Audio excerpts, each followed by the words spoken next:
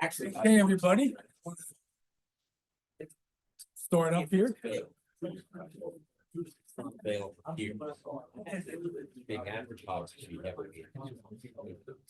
Well, welcome to the February meeting of the Delaware Valley Amateur Astronomers. My name is Tom Nolasco. I'm the vice president. Dan's out visiting family tonight in Hawaii, so it's not that bad.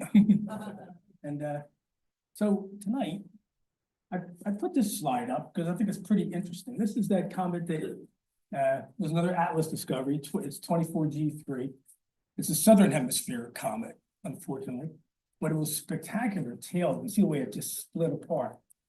This actually.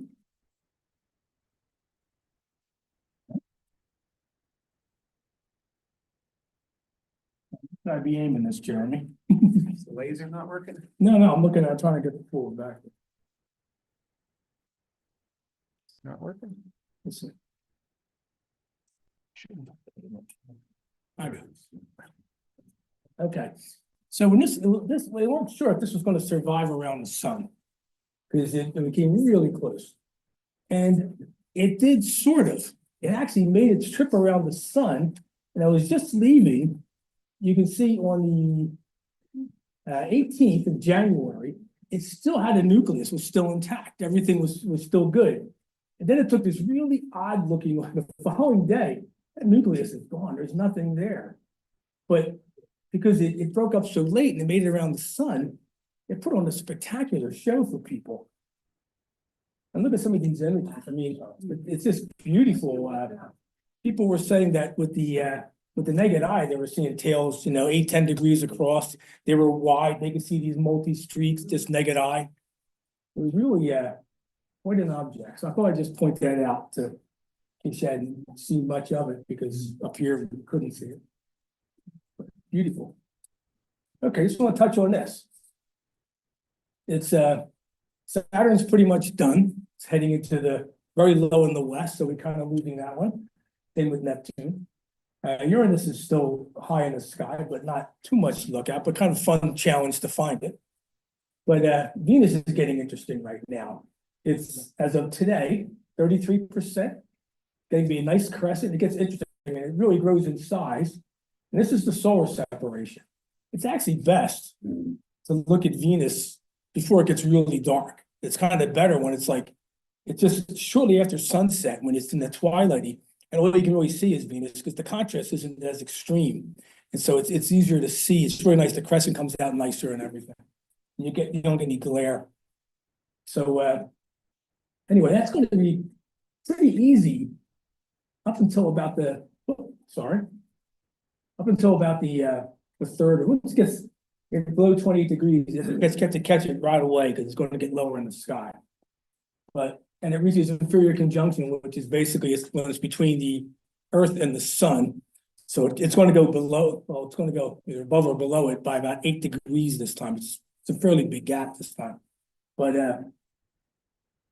still, you got to be really careful when it's that close to the sun. And Tom, when is it brightest? I think it's actually brightest Around now? It's close. I mean, it's not brightest when it's the closest. It's because it's kind of a combination of distance with the amount illuminated, and it's the moment of greatest brilliancy they call it. But I don't know what date that was. Is there like 25% or 30%? Yeah, it's somewhere. Yeah, it's probably the next week or so. It's going to be there. It's really bright now. Mars is shrinking fast. On the 9th. It drops below 13 seconds of arc. Now, it never got that big this year anyway. It was only like 14.5 or something, 14.6. But but February's the month to catch it. Then once you get below 10 seconds, it really gets harder to pull the surface features up in the polar cap. But it's still pretty good right now. And Jupiter is well placed, nice and high. But it is shrinking, it's 41 seconds. Basically a month from now, it goes to 38 seconds. And that's a fair amount, actually. It's almost 10%. So get out there and check those guys out. Okay, upcoming events. We have our first public star party, March 8th, which is really early. And it's probably gonna be really cold, so dress warm. And that'll be kind of fun though. We're gonna have 10 star parties this year. We usually have 9, we'll have 10 this year. Just the way the moon works out. So yeah, there's a lunar eclipse, a total lunar eclipse. It says 13/14, that's kind of a teaser. The 13th is the very beginning of the penumbral part of the eclipse, which is really hard to see. The umbra part starts a little after midnight. I think it reaches its at max totality at around 2:30 in the morning or so. So it's an early morning event. So if you're a working man, then or woman, then I suggest you have dinner, just go to bed for a few hours, get up and check it out, because there's always kind of fun. So that's on the 14th. 15th is our trip, Air and Space Museum. There's a wait list now, the bus has filled, but if you're thinking about it, still just put name on the wait list, because probably everybody's not gonna be able to make it. There'll be a last minute, adjustment, maybe we'll move out. And then we have our last 2 indoor clinics of the winter. We had, I guess, 3 clinics in January. And so this last one is the Beginning Observer Telescope and Sky Guide, going over the basics of how to use a telescope and things about the sky. That it's just preparation, how to use a telescope and stuff. And there's one on the same day, Dark Sky Observing at Overnight Star Parties, how to plan a trip and what it's about and everything. And this down here says, if you are planning to attend, please register as soon as possible. Right now, I don't think anybody's registered for either of these 2 clinics. So if we don't get at least like 5 or 8 or some number, we don't have the clinic. So if you're thinking about it, or you might go to it, then register away. A partial solar eclipse, but this is a toughie. This happens. It's over about a half hour after sunrise. This is an eclipse where you have to have a really, really great eastern horizon. It's almost due east too. The sun's due east around March 22nd or so, 29. So it's pretty much dead east. If you can get location that's got a clear horizon without going to the shore, you can go to the shore and catch this too. Would be nice, but it's going to be a small nick out of the sun. I think it's like 10% or so as it rises. We have a star party at the Anderson Farm Park on the 2nd. We have our second public star party is on the 5th of April. Then we have the April 9th astrophotography workshop. It's a Zoom meeting. It's always held on the Wednesday before the main meeting. On the Wednesday before the Friday, which is the 11th, is our main meeting. This is the astrophotography workshop is for anyone who is super experienced down to they've tried to take a picture of the sky with a cell phone. Anywhere in between that, you're welcome, because we cover the whole gamut there. And there's different people are doing different things. Everybody's doing a little different. So anyway, good to go to if you're interested in that. And here it is. It's open. Registration is open for the overnight star party up at the Big Dipper and Little Dipper Lodges, right next to Cherry Springs State Park, probably a quarter mile down the road from Cherry Springs. We have basically our own private observing field, good horizons, same skies as Cherry Springs. So that's open, and it says that the camping reservations will open after the lodge spaces are full. So we have the Big Dipper Lodge is right on the property where this field is, and Little Dipper Lodge is right across the street. So anyway, that's something that's coming up. That's a lot of fun. It's going to be cold, so dress warm or get a spot in the lodge. You're going to be a camper though. For new woolies. Mountain Planetarium shows. They have the shows on the 5th. They have one show a month for the public. It's the 5th of March. And there's one at 5:30 to 6 on the celestial highlights and moons, the world of mystery. And then they have one at 7-8 on the lunar eclipse and celestial highlights.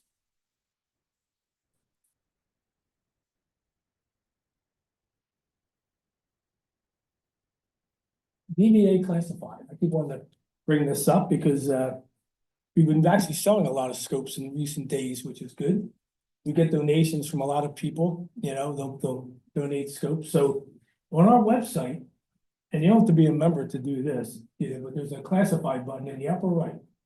And if you click on it, it has a whole list of scopes and books and binoculars and all kinds of stuff. And anyway, these are some of the items that are up there now. I think one of them may have been purchased, I heard tonight. But anyway, it's a great place to get gear. It's good gear, it's not junk, and the prices are a half to a third of what you would buy new. So it's a really good way to get some equipment. And there's eyepieces up there and that kind of stuff too. I just wanted to mention this, the DVAA Groups IL, there's a lot of new members, you may not be aware of this, but you know how there used to be these Yahoo groups for different types of hobbies and clubs? Well, Yahoo groups went away 5 years ago, 6 years ago, maybe longer. And the Groups IL is a spot where everybody kind of landed. And we have a little group there, 154 members, and it's really a good place to get to join in with, because if you're thinking about going observing or to go to Green Lane or Hickory Run to do photographs or something, all these, you get a lot of back and forth, and you can just say, is anybody going to Green Lane tonight? You know, and you can see who's going, maybe somebody will join you, so you're not out there by yourself and all. And it's a great place to post, if you take an image or two, good place to post it. You can post questions there. Sometimes somebody finds an interesting astronomy or space related article, and they'll have a link to it, they'll put it up there. But anyway, it's just something that this club's associated with, that it's got a lot of good information, especially if you want to go out and observe or take images. Okay, reports. Brian's got a long list tonight, I hear. 16 people. 16 people. I think that's the record.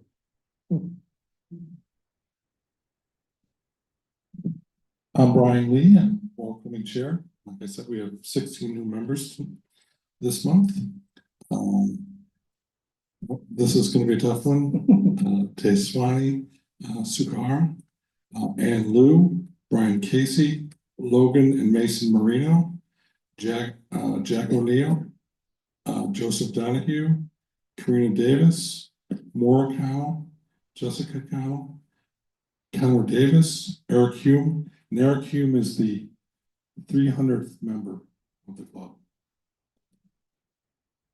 Tina Smith, Cameron Curtis, Zoe Ritter, and Tina Strathis.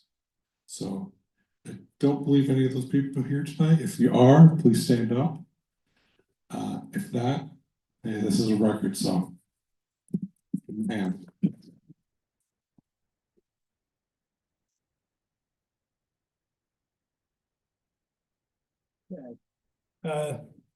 Joe, why don't you stand up and show what we have in the rentals there? We got a couple of smart scopes back there Joe has.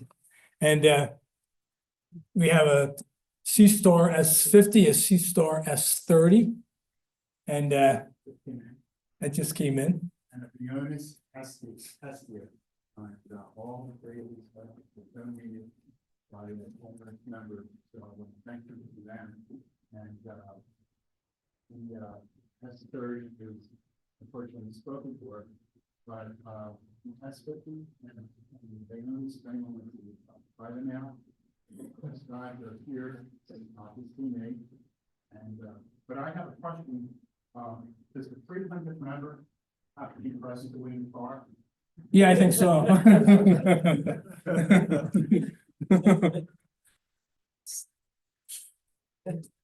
Anyway, those scopes are available for rental, the same as our trackers and conventional, traditional type telescopes as well. Joe's the rental chair and he has a variety of equipment. You can go on the website or contact Joe to see what's available. It's a good way to test things out before you buy, you know, so anyway, those little smart telescopes are a lot of fun. Actually, with that S50, I think it was Scott back there talking to Joe, just took it outside for 3 minutes and took a picture of the Orion Nebula, which came out quite well. Just tonight, just walked outside and got it. They're kind of amazing little gadgets. Any other reports from the chairs? Okay, and Doug Lentz. Doug, stand up, Doug. Doug has joined our newsletter.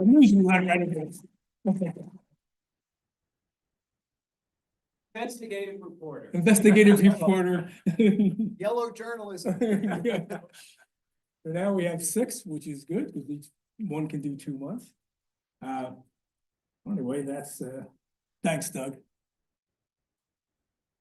Okay, the Observer Talk, Mars and the Moon, by our very own Gary Capizzano.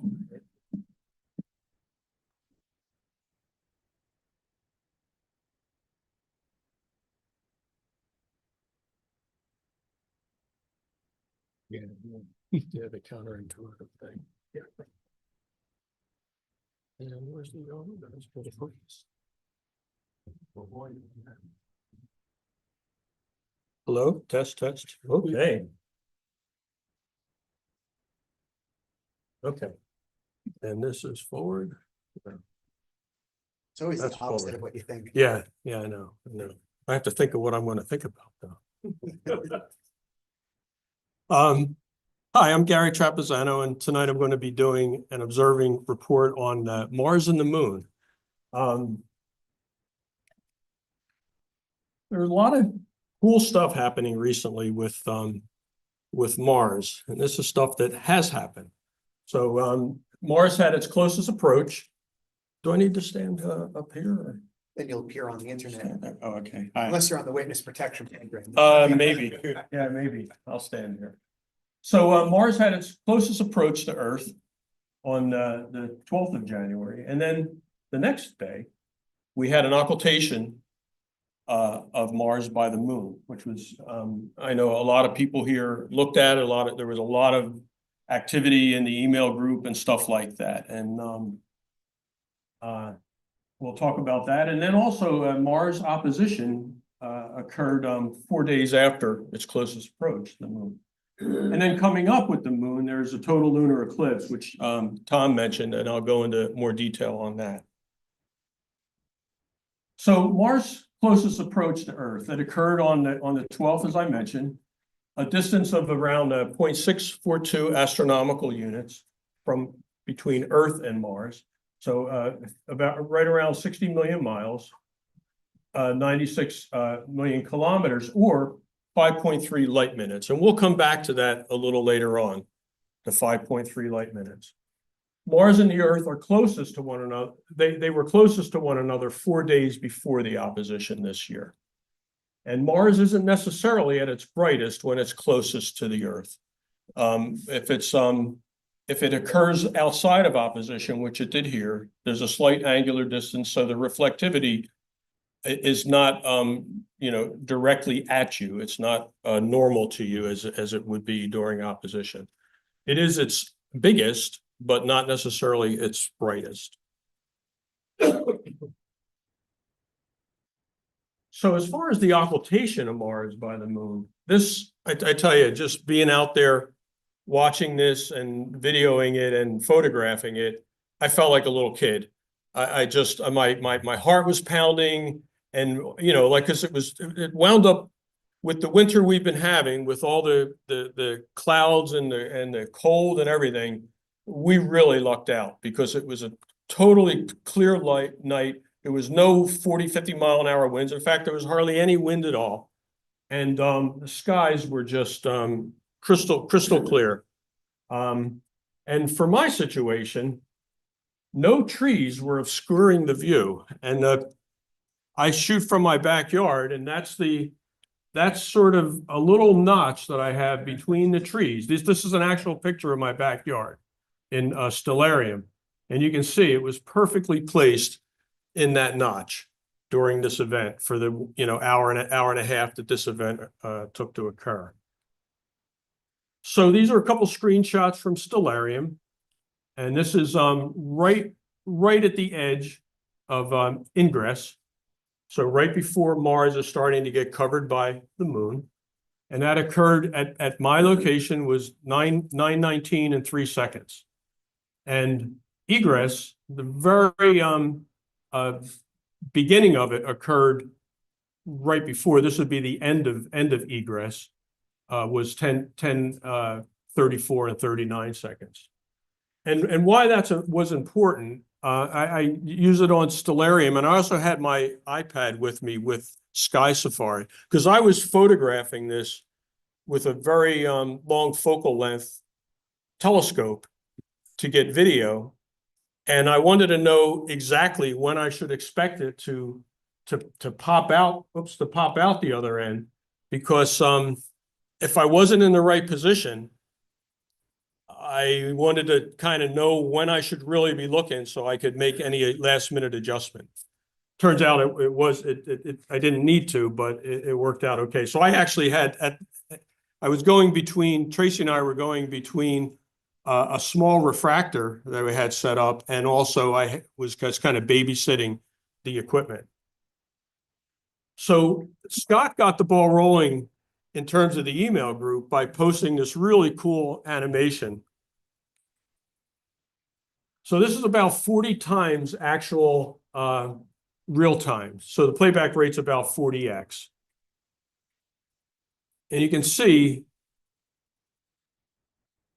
and then within like at that rate, it would be less than a second, Mars is swallowed up. Took about 34 seconds for Mars to get swallowed up and 34 seconds for it to come out the other end.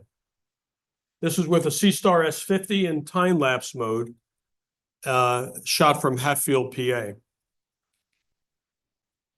Bill McGeeney followed up with this cool time-lapse video of the whole event.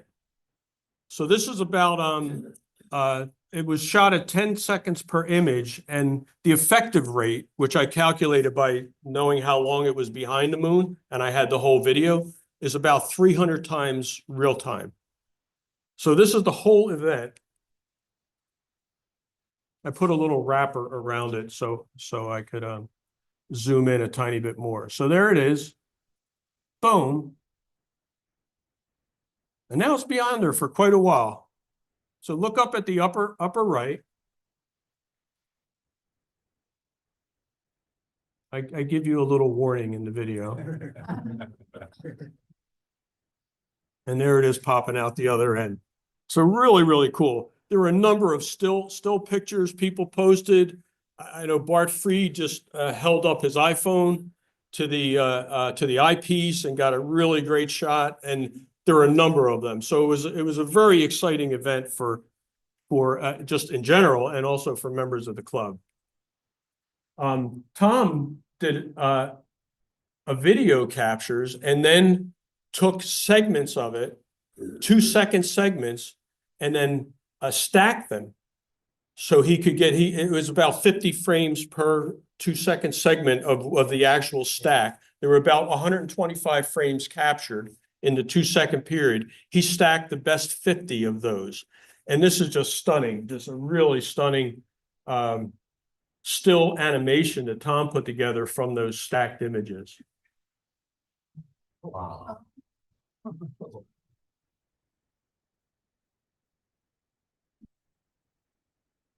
And that's just fantastic.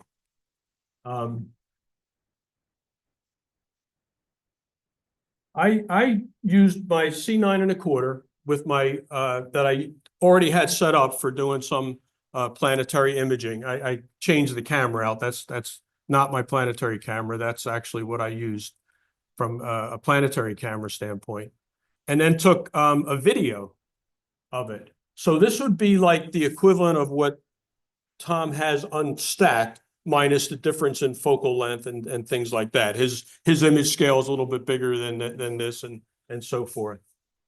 I also set up a tracker with my telephoto lens to do a time lapse of that. And then in addition, I had a small refractor because I wanted to see it and Tracy wanted to see it. So while the cameras were doing their thing, we were over at the small refractor watching it.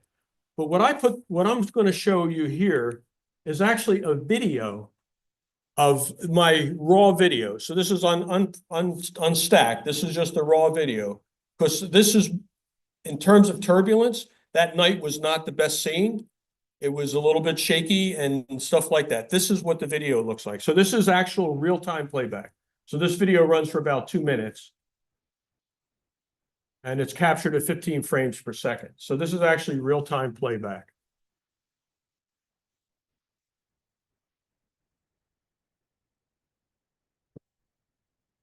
And that's what you see on videos if you're capturing. And you can see here, the moon is really swallowing Mars. The moon's, relatively speaking, moving faster.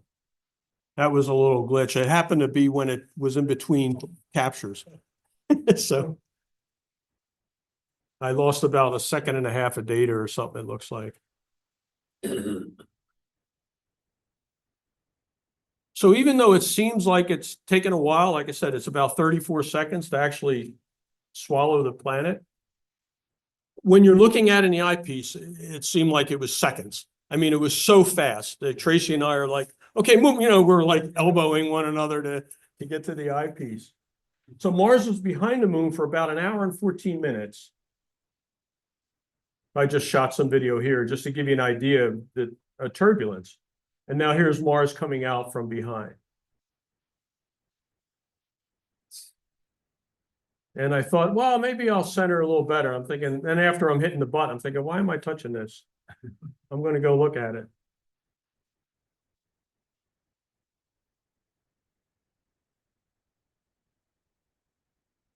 You know that cratering? Not offhand, I don't. I don't know offhand. Joe's a crater guy. That's actually a C, I think. Tom, I think it's a C. it's a C. It's Marion. It was Grimaldi going there, that big dark one. And anyway, the assault would have been there. So this is something to ponder. I mentioned before about the 5.3 light minutes.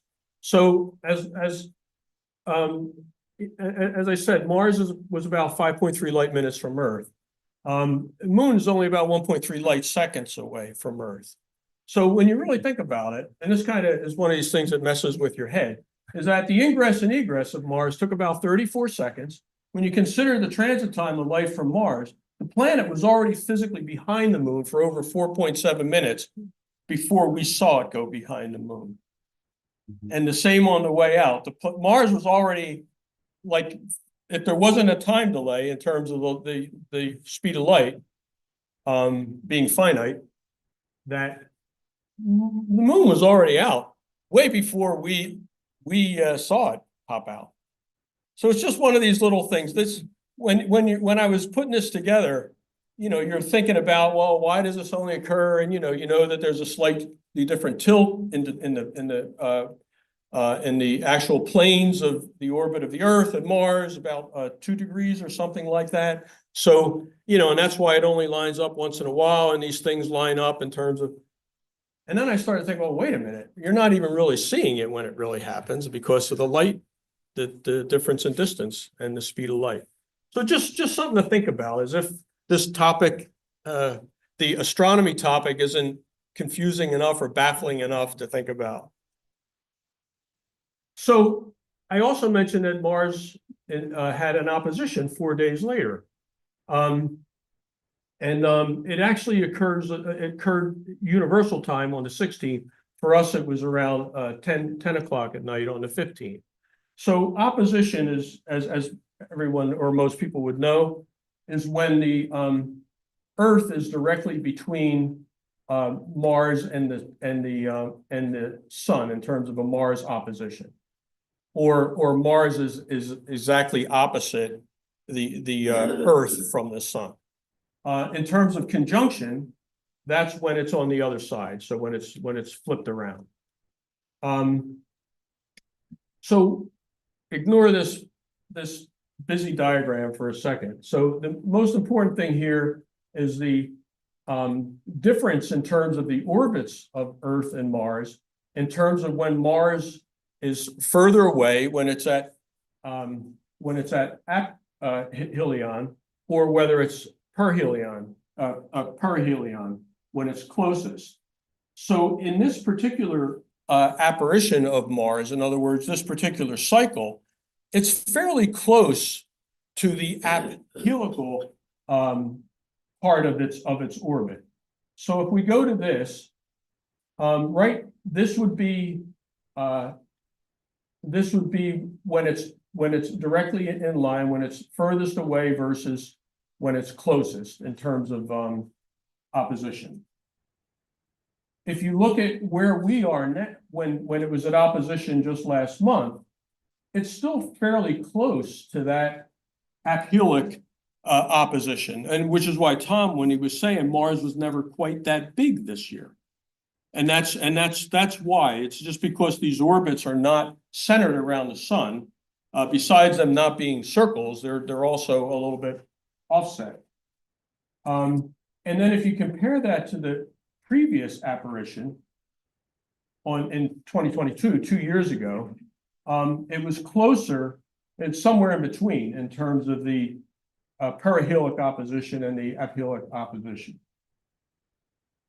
So what's that really mean? So if you look at the perihelic opposition, when Mars is closest, at its closest opposition here, you can see the difference in size between that and Mars this year. And it only got to around, I think it was 14.6 arc seconds, something like that this year. So significantly less than when it's at closest opposition, and not that different when it's at its furthest opposition. This would be the size of Mars scaled at its furthest opposition. So that said, there's still some time for some good viewing and imaging. It is shrinking fast, but there's still some time left. This is in December. So these are rough, a little less than a month apart. You can see the apparent size of Mars. We're somewhere in between here and there. So it's kind of dropping fast. So, but there is still time because it's well positioned. These are the actual sizes. So this was at when it was closest approach to Earth. It was 14.6, and now we're right around 12.8, something like that. And these are the magnitudes. So the magnitude is going to drop also. Case in point, this is Tom's series of images that Tom Nolasco took on the 24th. So roughly 2.5 weeks ago, something like, yeah, 2 weeks ago now. Yeah, 2 weeks ago. It's the 7th. And there were some just really cool features. This is shot with his 10-inch f8.6 reflector. I guess this is the same setup you used for the occultation. Yeah. And what's really neat about this are just some sort of cloud features that Tom noted over this hour and 15-minute span. There's this bright cloud here you can see rotating out of the field of view. And then there's this sort of arc here, this light blue haze arc rotating in the view. And then at the bottom, there's this sort of haze in that area. So just really, really cool. And this is only a couple weeks ago. Now the moon. Tom mentioned this total lunar eclipse coming up. This is the timing of that for Philadelphia. I just did sort of general Philadelphia area where, wherever you are, might be a couple seconds difference, but whatever, close enough. So technically it starts on the 13th because the penumbral eclipse begins 3 minutes before midnight. Otherwise, it would all be on the 16th. I'm sorry, on the 14th, I meant to say. So this is the timing of this event. So you have the partial eclipse begins around 1 o'clock in the morning. Total eclipse begins around 2:30. Maximum is around 3 a.m. And I know it's winter and it's a Thursday night and it's cold, or could be cold. It's certainly late, but you might not want to get too thrown off by that when we look at what total lunar eclipses are coming afterwards. And then around 3:30, totality ends, and then 6 o'clock in the morning, the whole event ends. Totality for this event lasts about 1 hour and 5 minutes. It's not the longest it can be. Sometimes I saw some references 1 hour and 40 minutes. You can have totality if it's like right in the center of the path. So just as a refresher, so the beginning of the penumbral phase is considered P1. The beginning of the umbral phase is considered U1. The beginning of totality is U2. Maximum totality is when it's right in the center of wherever the line is that it's transitioning through in terms of the shadow. And then similarly with U3, the end of totality, the beginning, U4, the beginning of the penumbral phase on the way out, and then P4 is the whole event's over. So again, just as a refresher, we all know that, you know, for a total eclipse, the moon is totally in the umbral shadow of the Earth. And that's when you start to get you can get these blood moons and things like that. So in this particular eclipse, this is the umbral shadow here. The moon is kind of skirting along the edge, but still totally within the umbral shadow. This is again based on Philadelphia, if you were observing from Philadelphia. So pretty good. We should have a pretty good sort of blood moon type thing if the weather cooperates. So this is a picture I took January 2019. And as far as cold goes, this is something to note because that was real. And I remember it being really, really cold that night. Like is the equipment even going to work? Stuff like that. This was shot with a Canon 50D DSLR around 12 after 12 a.m. This is during totality. And it was actually taken, if you look at max totality, it was actually taken within about 2 minutes of max totality. So this was the closest frames that I had that were right at max totality for that eclipse. And note the color, note the you know, that it's kind of like almost like a duller brown, this particular eclipse. And I got to tell you, it was cold. I remember it well. This is that same evening, taken about 6 minutes before the start of totality. So you can see that there's a significant brightness, very close to it being really like a blood moon. And this is just as an example as to what you might see if you're observing this event. This was still my favorite total lunar eclipse. This was December 21st. It was on the solstice. And it was just a perfect night. It was cold. It was, I think, 12 to 14 degrees that night. It was particularly cold for December because I shot it on the back from my deck. And I remember being so cold that I had every like blanket that we owned in the house on like on the deck because I had this was shot through a 4-inch refractor telescope with a DSLR. And I remember going in and unpacking my camping sleeping bags so that I could put the blankets under the sleeping bag so I could wrap up in my mummy bag because I was laying on the deck, like looking at the viewfinder. This is when the cameras didn't have the little tiltable window in the back. So I had to lay on the ground because this thing was almost straight up ahead, straight overhead.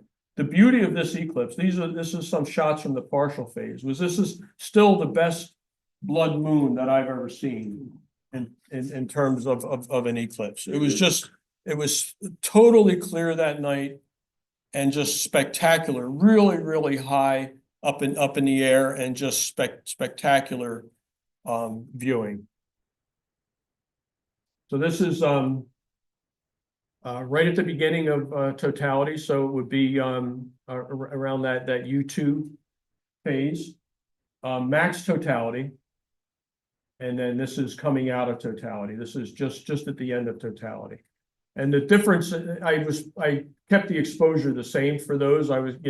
This is the kind of thing where you have to chase the exposure if you decide to photograph this, because it changes significantly. If you look at the previous, this is 1/500th of a second, 1/80th of a second, 15th of a second to 1 second and 4 seconds.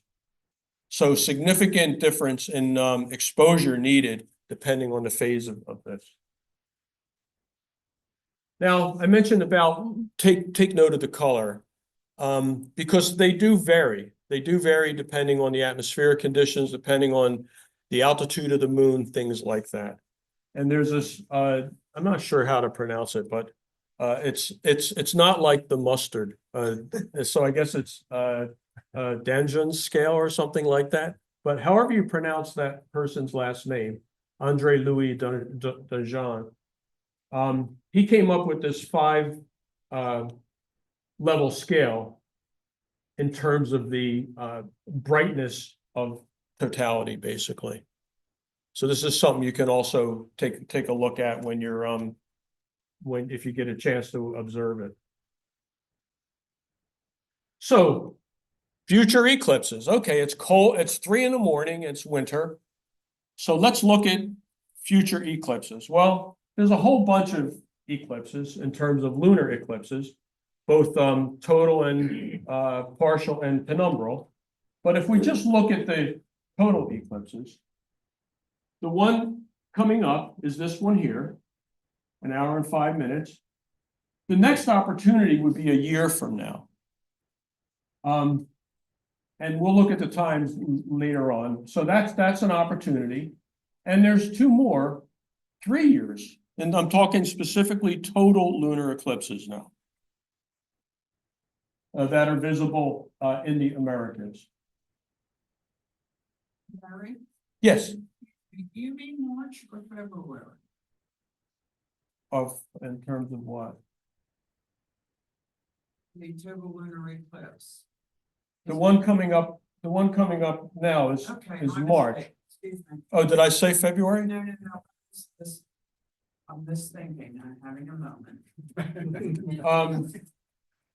So if you look at this one, the one in March, this is the curve of the sort of the scale. I'm not even sure how to put it, but the graph or plot in terms of the visibility on the Earth. And that's Philadelphia. And it's like really well suited, really well positioned in terms of that.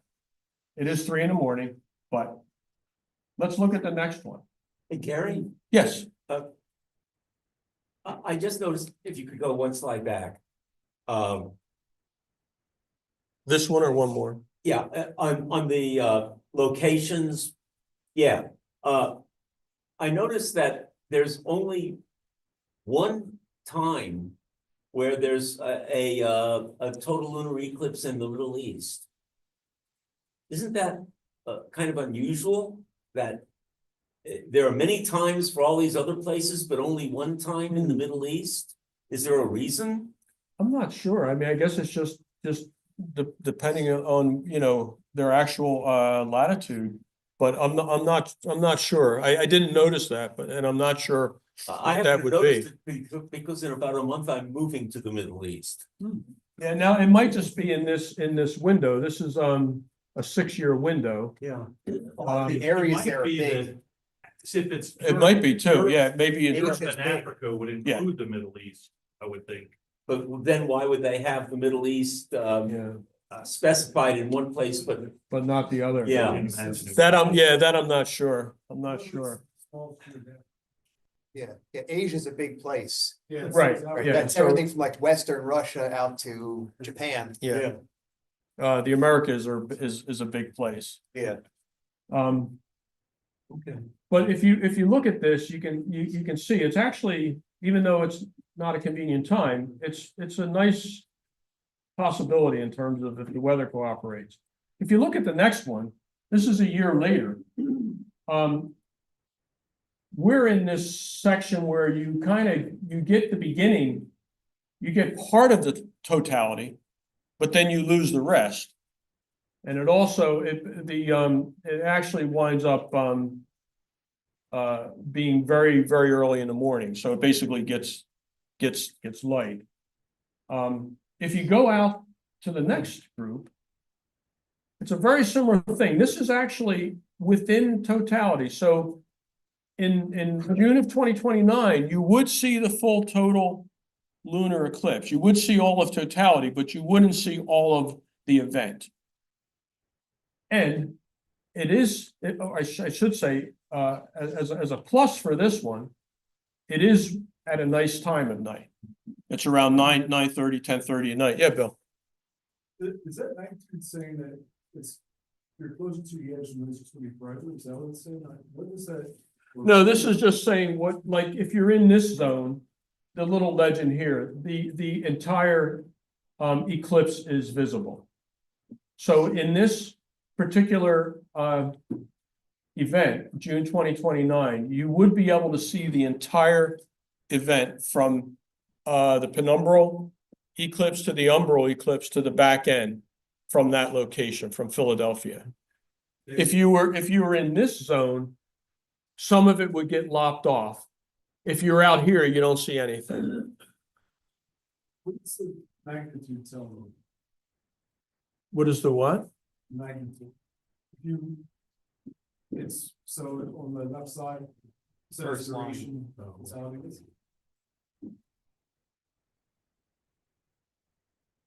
I'm not sure.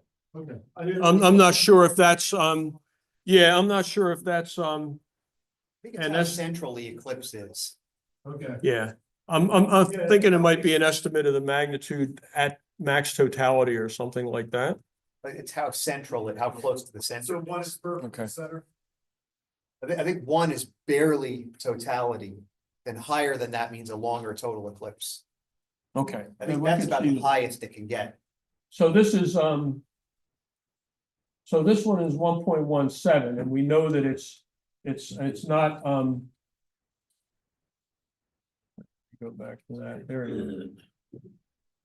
So this is not totally centered. So you're saying one would be centered? No, one is barely, Oh, barely barely. in, then Yeah. higher than one means it's further in Okay, the totality. And less than one means a partial. okay. If you look at the What, numbers, what he said, though. if you look at the numbers, you see all the partials are less than one. The previous slide. Oh, I see. I see what you're saying. Yeah, yeah. And the penumbrals are actually negative.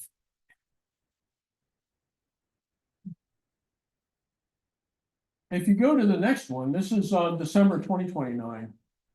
Again, this one is kind of like late in the afternoon, early evening. So even though this one, oh, and then if you go beyond that, and I don't have plots for these, you have to go to 2032 to get the next grouping of two, and then 2033. So they kind of do like a group of two, sometimes one, and then there's within the same year or subsequent years, or like 1 year, successive years. And then there's usually a little gap between them in terms of total lunar eclipses. So even though it's 3 in.the morning, this is a wide field shot. I didn't crop this. So you can see this is from that same 2019 eclipse. And you can see the stars around, stuff like that. I think there's a good opportunity if the weather cooperates. The thing that I've learned after doing this hobby for many years is that, like Mike Atwell told me one time, we were going to do this really fringe event that had almost a 0 probability of it happening. We were trying to capture the transit of the ISS in front of Jupiter.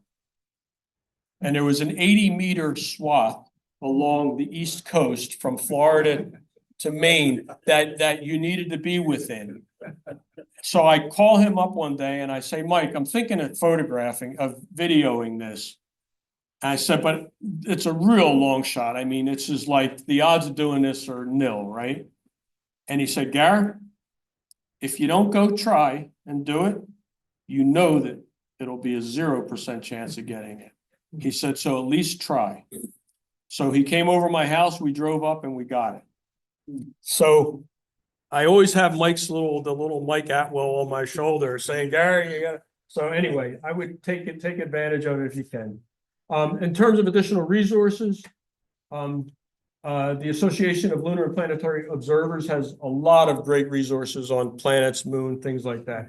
And the Astronomical League has some great programs in terms of solar system observing, and then multiple lunar observing programs. So, I want to thank everyone and,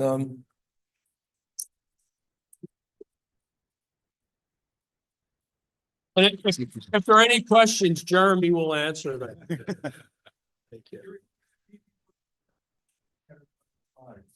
It's, a 4-inch, refractor made by the company Telegear. Okay. And, it's an old refractor that I've had for many, many years. I bought used, on Astromart years ago. One location I have found has very good visibility, the eastern and western high regions is Abington High School field. Oh, okay. It's up so high that I was able, there was a rocket launch from Maryland. And I was there one night and you could actually see the trail of it going up. Oh, wow. Oh, that's cool. That's where we did that thing with the Yeah. seniors, right? Yeah. Well, thank you again, everyone. I'll take this off for a second. Yeah, it's just my line. Okay. Thanks, guys.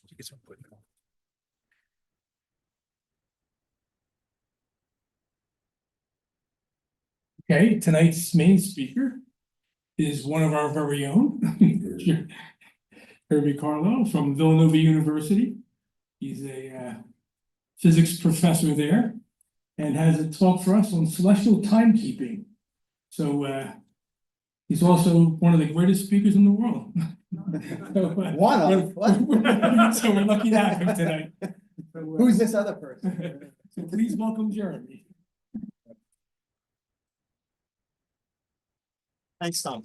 You can leave the light on. I got some demos during this. All right, so the genesis of this talk, I fell down one of these rabbit holes where you start thinking about these random things, you know, late at night, and then you get in Wikipedia and you can't get off of it. So I was thinking about leap years, leap days, leap seconds, and how we actually come up with our calendar. Why did we decide that leap days are, you know, on these particular years? How we deal with different time systems. So here's where we're going to start. We're going to start from modern day, and I'm going to talk about the science of metrology, which is the science of measurement. How do we actually measure stuff, and how do we have confidence in the things we measure? And an important part of that is developing a system of units that we're going to use to make measurements. So we're going to talk about the Système International, SI, better known as the metric system, which is what scientists use for measuring things, right? No inches and feet and all that stuff. We'll talk about that and how timekeeping falls into that. It turns out that timekeeping nowadays is done by man-made devices, but for most of history, the most accurate timekeeping device we had was the Earth. In particular, its motions, its rotation, its orbit around the sun, which of course we see as the motion of objects around the sky, but of course it's really the Earth moving. So I'll have to take a crash course in orbital mechanics and a little bit of celestial coordinates. Then we'll talk about how the Earth moves through space and how we define seconds, days, and years. Originally, I wanted to talk about months as well to bring the moon in, but I found I had so much material on this already that maybe that'll be part 2, talking about the moon. I'll talk a little bit about how we come up with a calendar. I call it calendar perils. There's a lot of politics that comes in here, but I'll try to keep the politics to a minimum. There's a little bit, but I'll try to keep it out. I think we've all had enough of that for a while. And then I'll conclude with something called relative time. All right, so how do we measure stuff? So physics 101, there's 3 main things that we measure. Length, right? How big something is, mass, how much stuff it has in it, and time, how long something takes.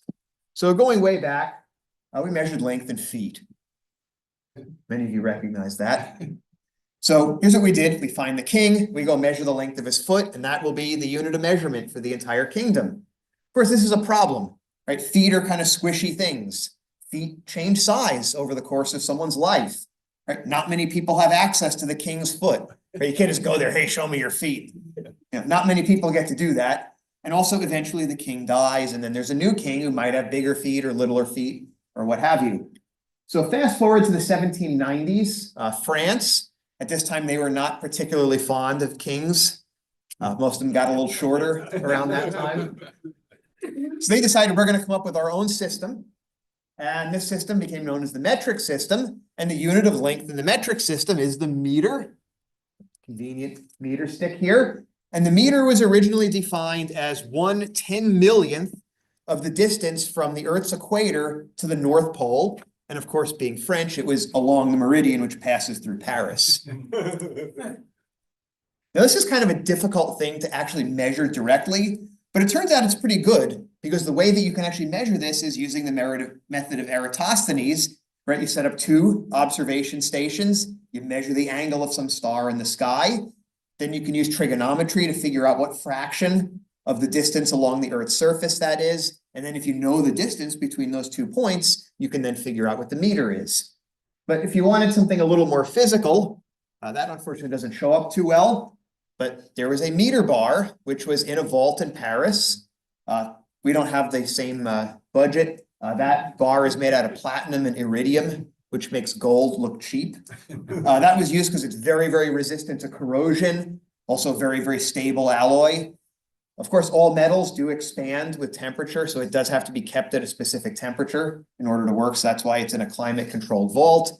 Here we have the budget version, which is made out of wood. This is the meter stick. Now, of course, if this is in a vault someplace, not anybody can come in and look at it, because of course, if any random person looks at it, oh, look at that, I buggered up the ends of it, right? That's the ends of the meter, because that literally is the definition of the meter for the entire world. So what they would do is periodically, maybe once a year, they would go in there, they would make copies of this meter stick, and they would be distributed out around the world. So that was made in the 1800s, and that was actually the standard of length for about 150 years. Right. Mass. Skip over a bunch of stuff. The metric unit of mass is the kilogram, and the kilogram was defined as the mass of 1 liter of water. A liter is a unit of volume. It's a cubic decimeter. So 1/10 of a meter, about 4 inches by 4 inches by 4 inches. A cube of water that big, mass of 1 kilogram. Again, not a super great definition because water doesn't naturally form cubes. You have to put it in a container. You have to know what the size of the container is. You have to know what the mass of the container is. And then, of course, water's density depends on temperature. It depends on impurities. So they went a step better. They got that same platinum iridium alloy. They made a little ingot. I was actually going to bring kind of a cheaper one, but I forgot it. So this is a little ingot, which was the definition of the kilogram from the early 1800s up until surprisingly recently. This was officially known as IPK, the international prototype of the kilogram, but people called it Le Grand K. Lived in the same vault in Paris. All right, time. Time is a little different. It's an ethereal thing, right? It's not like a meter. It's not like a kilogram. I can't hold it in my hands. I can't touch it. Time just is. Well, and then it was. Right? How do we put our hands on it? Time is a river and it's gone. Yeah. So nowadays we measure time using man-made devices of various sorts, but for most of history, it was the motion of the Earth that we relied upon. All right. So let's skip ahead to modern standards of units. So we've gone a little past this. Modern unit standards need to have 3 really important qualities. Number 1, universally accessible, no more King's Foot or meter bar in the vault in Paris, something that anyone can measure in their laboratory, maybe based on atomic physics or something fundamental. It needs to be accurately and precisely measurable, so not squishy. If you want to see a good definition of accuracy and precision, this is about the best one that I've seen here. Right, this is where we want to be. High accuracy, high precision. This is the worst place to be, right? Consistently and confidently wrong. We don't want to be there. I mean, at least if you're over here, like you're bad, but you know you're bad. But we want to be here. And finally, something which is stable over time, that I can measure it now, and I can measure it 100 years from now, and I will come up with the same definition of the unit. Therefore, I can be pretty assured that if I read a paper from 100 years ago describing the motion of something in the sky or saying this eclipse lasted exactly a certain amount of time, that I can compare that statement to something that I can do today. So here we go. So the modern standards in the SI system, the second was defined in terms of the atomic clock, which was developed in the 1950s. And it was defined as 9,192,631,770 oscillations of the cesium-133 atom. And that was the standard for the second, which was adopted. We'll just call it 9 billion for now. That number was chosen to match earlier definitions of the second, which were based on the Earth's rotation. So that's that. Why cesium? Heavy ion, easy to hold on to. Also, alkali metal has single valence electrons, so it's a very clean spectrum. So you can watch that little atom as you tickle it. It goes up and down, up and down, up and down. 9 billion oscillations. We define that as 1 second. Anyone can do that in their lab with an atomic clock, which you can get for like a couple $1,000s. Actually, less expensive than I thought. So the meter. There was a definition adopted in the 1960s. It was based on the wavelength of a krypton laser. Turned out you couldn't measure that as accurately as they were hoping for. So a little bit later, they did something different. Speed of light is a universal constant throughout the universe, and you can measure it extremely accurately using interferometry. So here's what we did. We pulled a fast one. We said, let's define the speed of light as 299,792,458 meters per second. And how do we do that? We define the meter as the distance that light travels in that fraction of a second. So you'd think that length is the easiest thing to measure, but it's actually not. Talk to a surveyor, talk to a carpenter, talk to a machinist. They will tell you how hard it is to measure length if you need to be really, really accurate. The kilogram turned out to be the toughest nut to crack. How do we define the kilogram? So there were a lot of attempts to do that using Avogadro's number, remember from chemistry? But basically doing that requires you to make some block of something that has exactly Avogadro's number of atoms. It turns out you can't do that any better than you can make Legrand K. So even after the meter bar was retired, Legrand K soldiered on for about another 50 years until finally November 2018, they decided on another standard which defines the kilogram in terms of Planck's constant, which is a constant that has to do with atomic physics and transitions inside atoms. So now the kilogram is defined in terms of Planck's constant, which was accepted at a certain number, and the kilogram is defined in terms of that. All right. So modern time standards are all defined by atomic clocks. There's a whole bunch of different time systems. There's International Atomic Time. There's Coordinated Universal Time, UTC.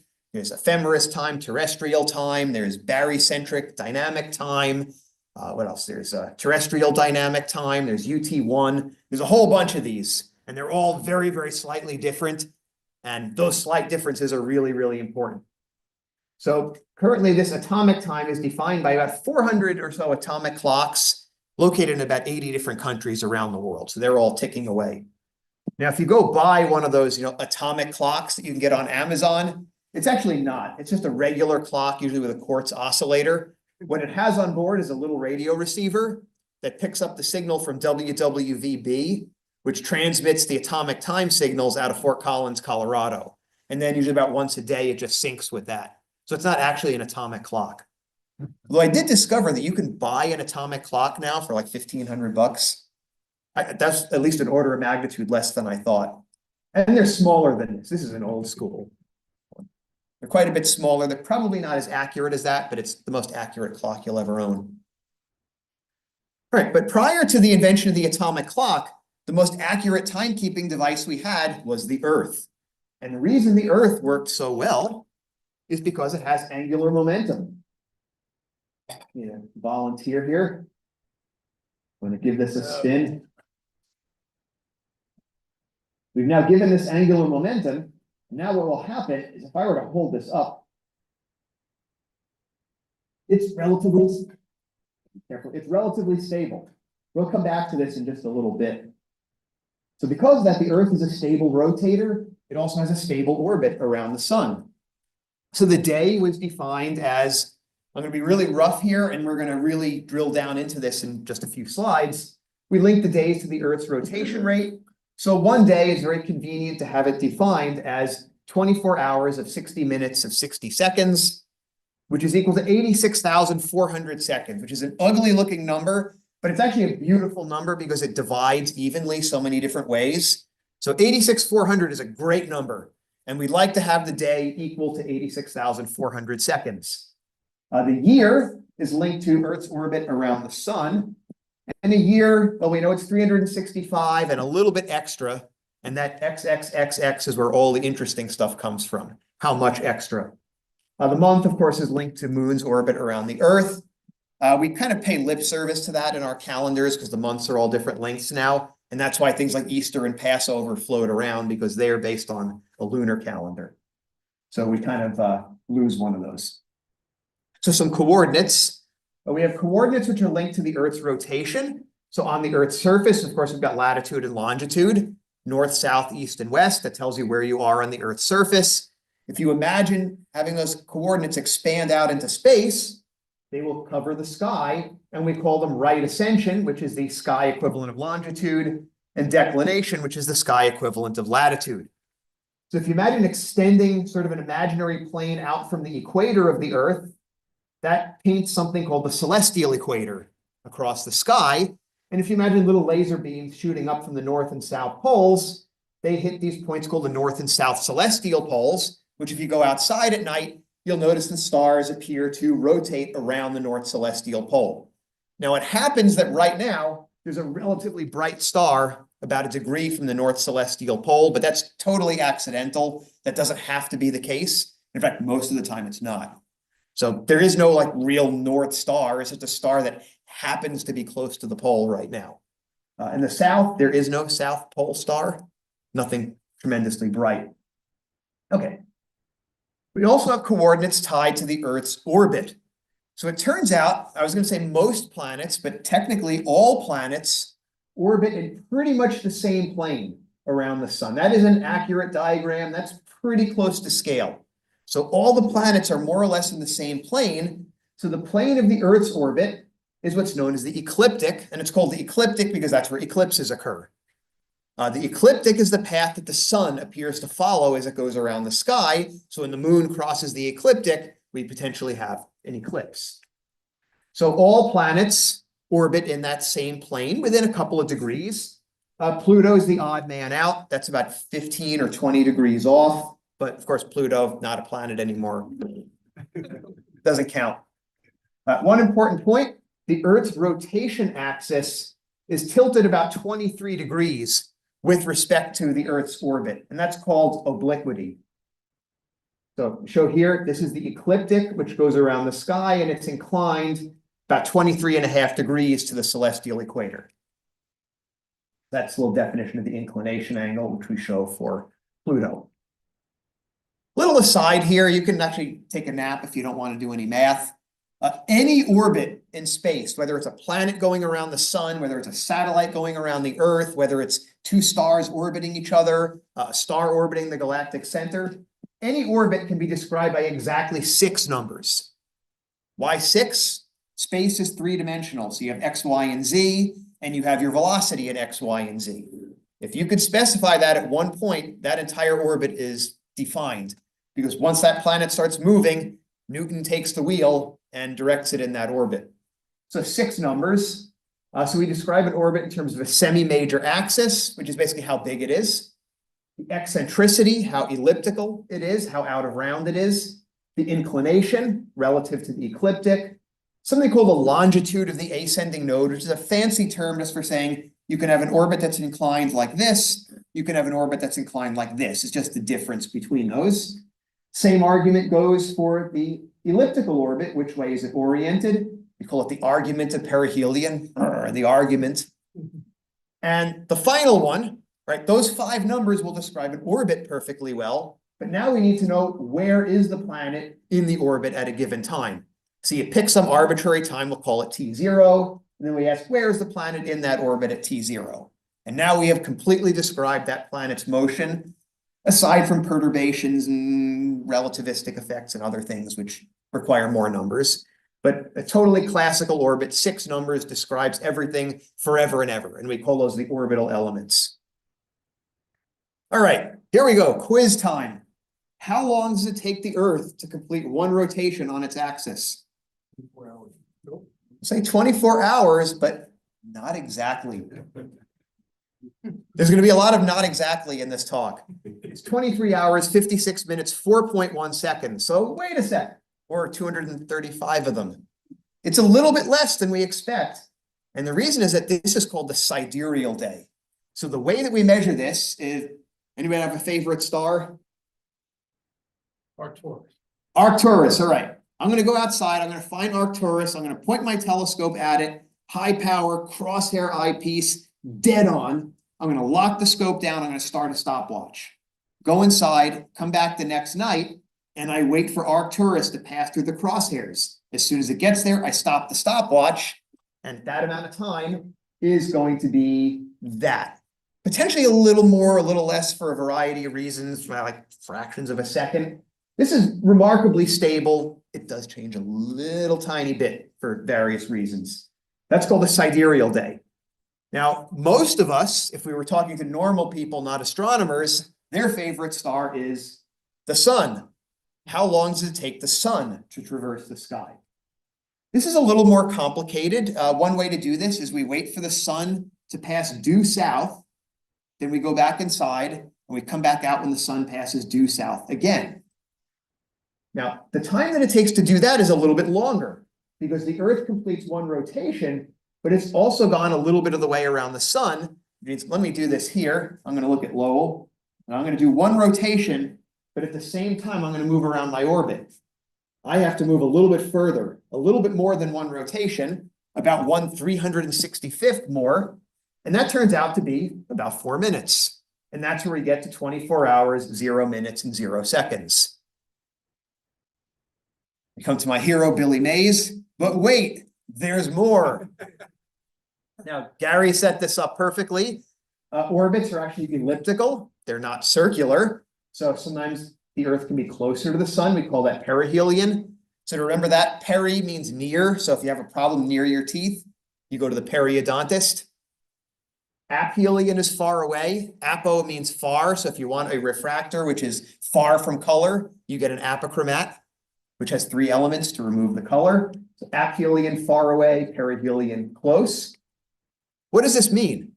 Well, Kepler showed that planets sweep out equal areas of their orbit at equal time. What does that mean? Well, at perihelion, the Earth moves a little faster, meaning that over the course of one day, I've moved more, which means I've got to rotate a little bit extra. Now, if I'm at aphelion, I move slower, which means I still have to rotate extra, but not as much extra. So that means that some days are longer than others. Near perihelion, days are longer. Near aphelion, days are shorter. And I was actually surprised. I thought it was a fraction of a second, but no, it's actually up to 20 to 30 seconds. So the actual time from one high noon to the next high noon, it sounds like a Western, right? We're gonna have like a duel or hangings at the courthouse at high noon. The time from one high noon to the next can be actually 20 to 30 seconds longer or shorter, which I guess you'll think about if you're gonna get hung the next day. Hanged. If you're getting hanged the next day, you're gonna think, I hope we're at perihelion so I get an extra 20 seconds. Here we go. Question number 2. When is the Earth closest to the sun? In the winter time, yeah. Early January is when the Earth is closest to the sun. It's furthest in early July, which is the opposite of what you think. Of course, if we were in the southern hemisphere, it would make perfect sense because that's aligned with the southern hemisphere seasons. And that is because of the reason for the season, which is axial tilt. My favorite Christmas card. So there's 2 different effects happening here. There's the effect of which hemisphere is facing towards the sun, right? If we're facing towards the sun, the northern hemisphere faces towards the sun is higher in the sky, we get more sunlight. If our hemisphere is facing away from the sun, then the sun is lower in the sky, we get less sunlight. The elliptical orbit does matter. It's about a 3% difference in distance, so about a 6% difference in insolation, but axial tilt is a way bigger factor. It does matter though, the eccentricity of the orbit. You had a question, Brian? Yeah, I have a comment, if you will. Yeah. If you want an experiment, you go home and grab your calendar and count the number of days from March 21st to September 21st, September 21st, to March 21st. They're not the They're same. not the same. Yeah, And it'll line up with the, yeah, it's not exactly equal. you don't need a fancy computer to do experiments. Yes. All right, thanks. All right, so you add these 2 effects together, the eccentricity of the Earth's orbit and also the axial tilt, which is varying over the course of a year. And basically what this means is the sun can get a little ahead of where we expect it to be or a little behind. So we define a fictitious entity called the mean sun. Mean in the sense of math is average, not like nasty mean, but average mean. The mean sun is what the sun would be if we had a perfectly circular orbit and the Earth's axis had 0 tilt. The mean sun would move uniformly around the sky, same path every single day. Now, the true sun, the one that we see because we're in this weird inclined elliptical orbit, can actually pull a little bit ahead or it can fall a little bit behind by actually up to about 20 minutes. That's the aggregate effect over the course of a year. So there's something called the equation of time, which sounds really cool. It's like, wow, that's like what Doc Brown uses, to invent the DeLorean. Turns out it's the most boring thing you could imagine. It's just an equation with a bunch of terms and you just plug in numbers and you can calculate for the 186th day of the year 2025, the true sun will be 14.3 minutes ahead of the mean sun or what have you. All right. What does it actually look like? Let's go outside, take a picture of the sun at the same exact time on our clock. So we get a clock that's set to the mean solar day of 24 hours. At the exact same time, we take a picture of the sun every day. And what you're going to get is a pattern that looks like this, called the analemma. The sun's at a different position every day. So the horizontal component, if you will, that's the equation of time. That's how much the true sun leads or lags the mean sun. And that's because of the two effects we talked about. The vertical is why we have seasons. In the summertime, the sun is higher. In the wintertime, the sun is lower. And over the course of the year, this repeats. All right. You can go to other planets and you can plot the analemmas for them. And they all look very different. Basically, 3 reasons why they're different. Number 1 is the planets have different axial tilts. So the vertical scale is going to be different. Number 2, they have different eccentricities. All of the planets have relatively circular orbits. But you'll notice that Mars is actually a little bit bigger than the others. That's why Mars, there's such a big difference between the good and bad oppositions, if you will, because Mars's orbit is significantly elliptical. But there's also a different phase angle between the two. So for us, when is the winter solstice? December 21st, give or take. Perihelion is around January 3rd, so about 2 weeks later. So those two are actually very close, but there's no reason why that has to be. The other planets, they may be very different. Perihelion might be near summer solstice, or it might be near one of the equinoxes. And that's why some of these look like figure 8s, and some of these look more like teardrops or very lopsided. That's the phase angle that gives you that. All right, so we now understand what a day is. The sidereal day is the actual rotation period of the Earth. The mean solar day, which is defined as this 24 hours, 0 minutes, 0 seconds. There's also something called the ephemeris day, which is very, very similar to the mean solar day, except the ephemeris day is defined in terms of the Earth's orbit, which is more stable over long time periods. So it's just a fraction of the year, essentially. True solar days can be plus or minus about 20, 30 seconds. And of course, it's a cumulative effect because the long days are all grouped together. The short days are all grouped together. So your actual high noon can be up to about 20 minutes, plus or minus what you'd expect. Again, this is not counting time zones, daylight savings time, all that other stuff. That can throw it off by an hour or more. All right. Next question. How long is a year? All right. 364. 360 Point. Yeah. Point something. 4.2. Yeah. So if you open up a science book, they'll probably say something like, the time it takes for the Earth to go once around the sun and return to the same point in space. Sheldon would disagree. There's actually a couple of problems with this. Problem number 1 is the Earth never returns to the same point in space because the sun moves. So it'd be more accurate to say that the Earth kind of spirals around as the sun moves. So the sun kind of carries, it's like a parent, carrying all its little children along. Right? Here's all the planets kind of going around like that as the sun moves through space. And it's booking. There are a couple different motions. There's the motion of the sun around the galaxy. There's the motion of our galaxy within the local group. There's the motion of our local group towards the Virgo cluster. And these add up relative to the cosmic microwave background about 370 kilometers per second, compared to 30 kilometers per second, which is the Earth's orbital speed. So yeah, the sun is booking through space. It makes no sense to talk about returning to the same point. So we'll try a little harder. It's like, okay, it's the time it takes for the sun to traverse 360 degrees across the sky with respect to the fixed stars. Or we could say from one right ascension value back to the same right ascension, or 360 degrees in celestial longitude. Sounds perfectly good. And we come up with the answer there, which is 365 days, 6 hours, 9 minutes, 9.76 seconds. That's called a sidereal year. Great, we're done, right? But wait, there's more. Precession. The Earth's rotation axis precesses around. Need a volunteer? They want to volunteer? Let's give this a spin. Give it a good spin with some angular momentum. Now I'm going to subject it to a torque. And let's give it a really good spin. It's like Price is Right. There we go.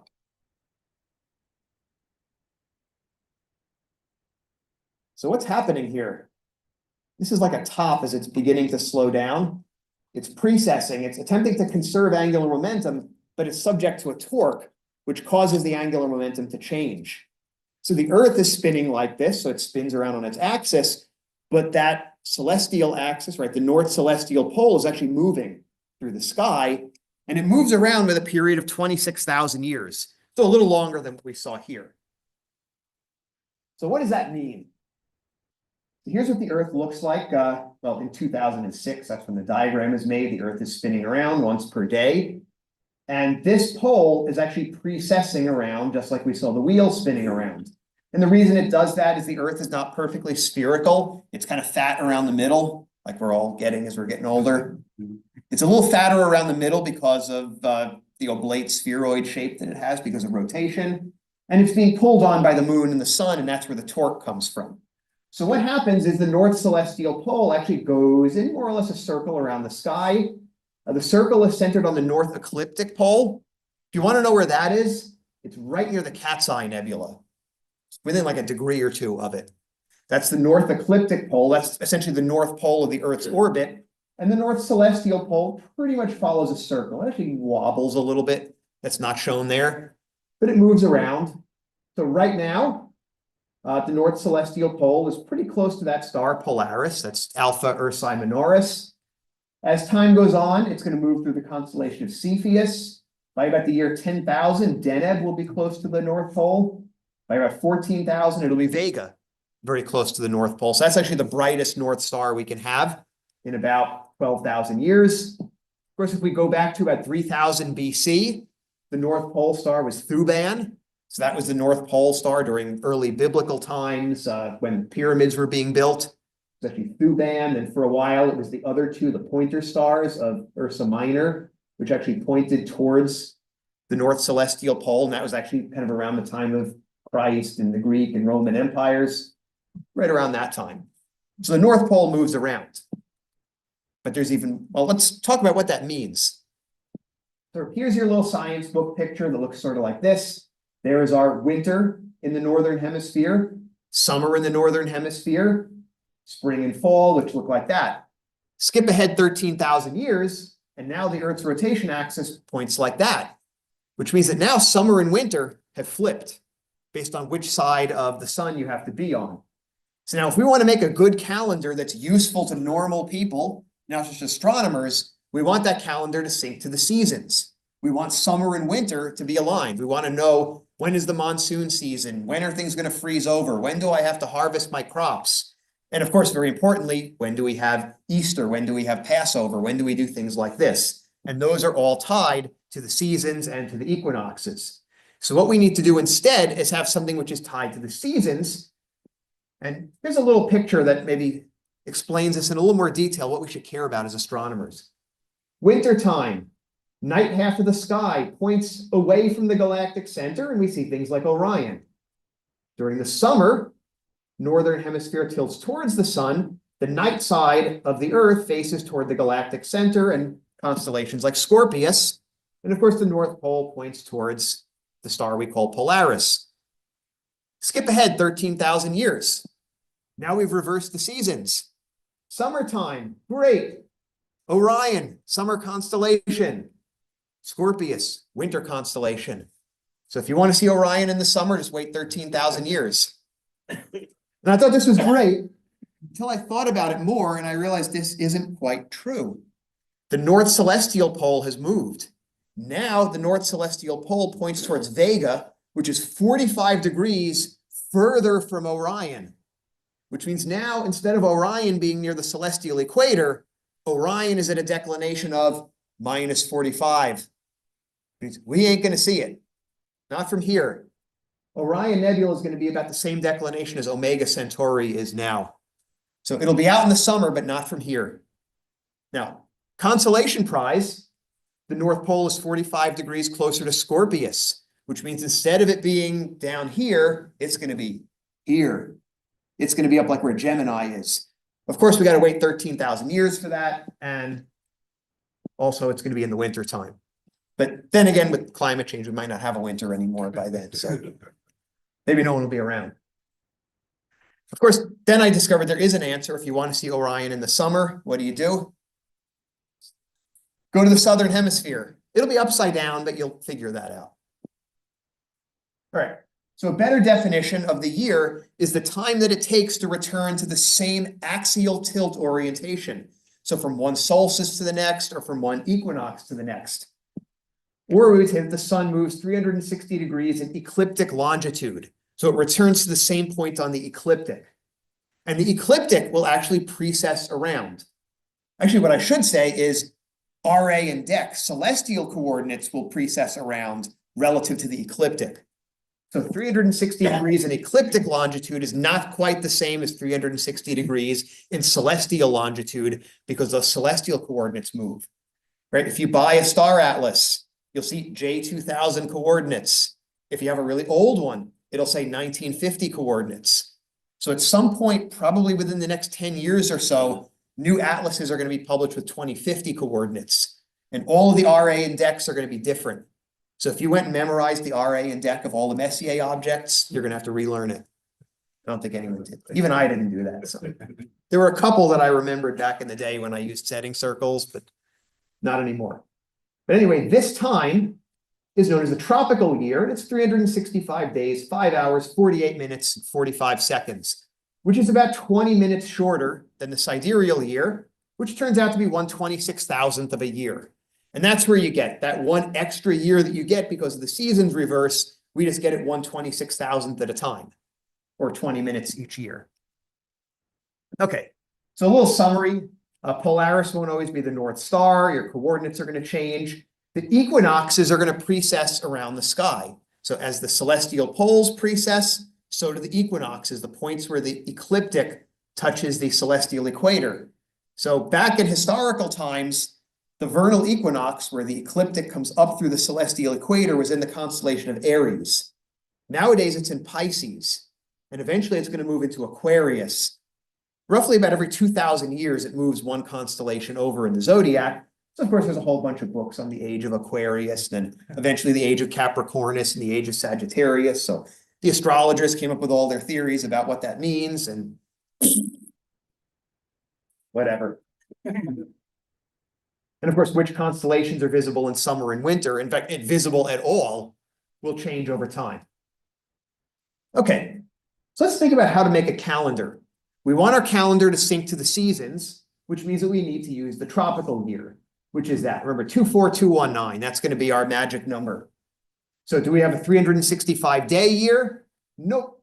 We're going to tick a little bit too fast by about a quarter of a day per year, which is not a big deal, whatever. Well, except that's a full day every 4 years or close to a month after a century, meaning my seasons are off by a month. So the solution to this that was developed during the time of Julius Caesar was once every 4 years, we add a leap day to the calendar. And what that does is it adds a quarter, 365.25. Now, before that, there were solutions. So there was a Roman calendar, which I think had about 350 days. And then what they would do is once in a while, they would add what's called an intercalary month onto the year, which brought it up to like 370 or 380 days. Now, in theory, if you did this right, if you came up with the right schedule for intercalary months, this could work forever. The problem was you had a lot of politicians who served by the calendar year. So if I'm only in office till the end of the year, guess what? We're having an intercalary month because that gives me another 20 or 30 days in office. I better not say that too loud because people might get ideas about adding months to the calendar. So this is a way to get around that. We do it with a formulaic way, and we just add a single day once every 4 years.